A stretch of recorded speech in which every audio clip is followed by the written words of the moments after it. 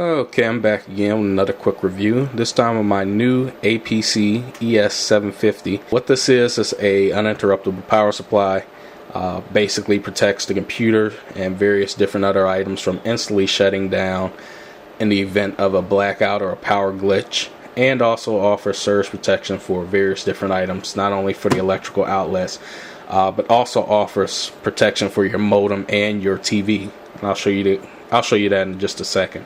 Going over some of the features of this unit. 750 VA basically means it's capable of running up to 450 watts. So if you have a computer, standard 400 watt power supply, you have your monitor and your wireless network, you should be able to get away with this. I have a 300 watt power supply, and I've already used this unit a couple of days.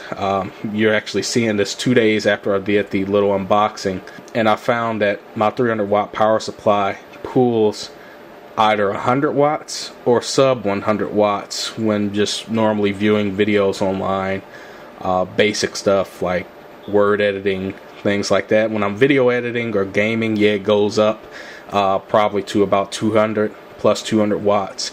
But just doing normal things, that 300 watt power supply is only using slightly over 100 watts. So I'm definitely using well under the 450 watts this is rated for, and thus I get longer running times from that. So I'm pretty happy that I got this larger unit that gives me about 15 to 20 minutes worth of battery life from my quad-core desktop.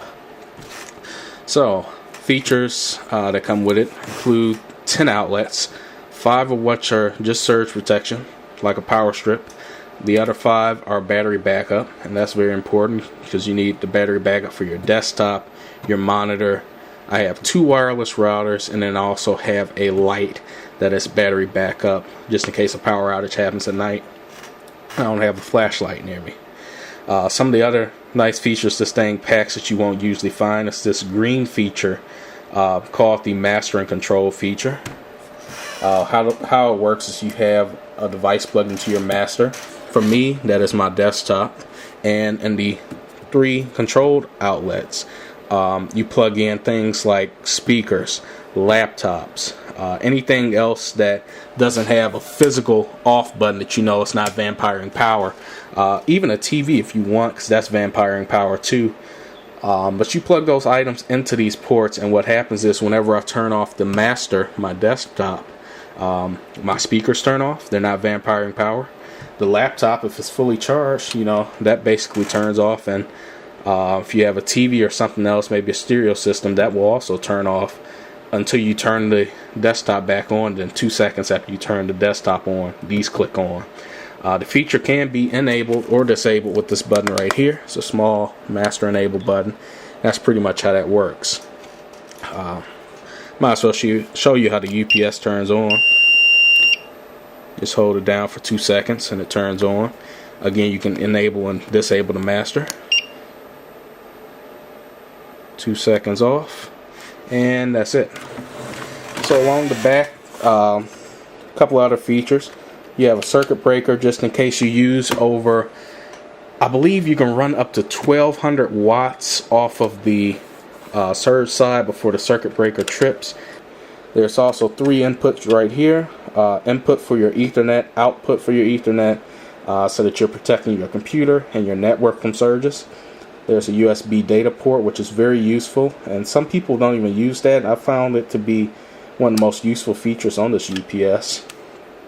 You also have an extra little in and output for your cable line, so just in case a surge hits, your TV is completely protected. At the bottom you have the model number, the BE750G serial number, made in the Philippines, some power information here, and that's pretty much it on the bottom. Okay, so here's a quick look at all of the software that comes with the unit. You just put in the CD, 2 minutes later you have the software all ready. It shows electrical power being supplied. It's showing that it's being supplied by AC. The remaining battery charge shows that the battery is fully charged. If it's not fully charged, it'll show what level it's at. Last transfer to the battery. It's never happened yet before you know, that was just for me unplugging it from the wall to test it myself. Also, when you last did a self-test, I've done that also the same day. And it shows the input voltage is fine. It's at 120 volts. Also down here, one of the most useful features is the load on the battery. Shows you how much you can use. You can use up to 450 watts. Again, 750 VA.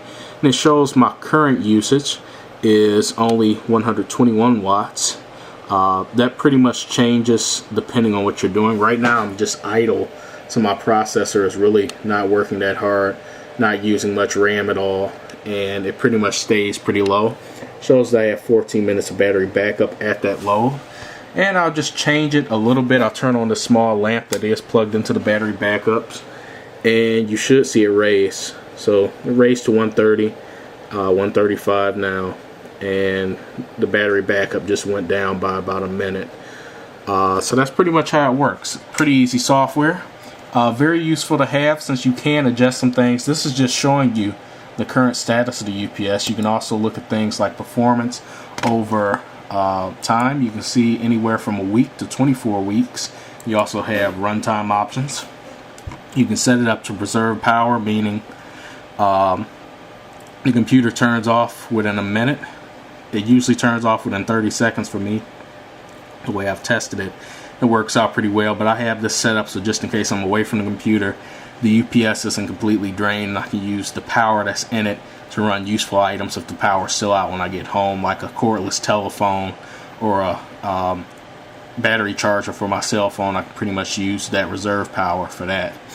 You can also set it up to keep my computer running as long as possible. You probably want to hit that if you're downloading a file or something, or uploading a file to YouTube during a blackout. You also have this notification service. Basically what it does is it allows you to disable that annoying buzzer. I actually disabled it on my other UPS using this exact software. It's pretty nice because all the Apc ES series work off the same exact software, the same exact USB cable. So my 10-year-old UPS worked on this brand new 2009-2010 UPS with the same exact software and the same exact cable. I didn't have to change any settings. I just went in, disabled this buzzer, and then I leave this one enabled since this one's still connected to my computer. That's pretty much it on the software side. Right now I have my UPS hooked up in there to the stock battery. Don't have it to the car battery yet, but I will soon. So look back for that, and I'll see you guys later.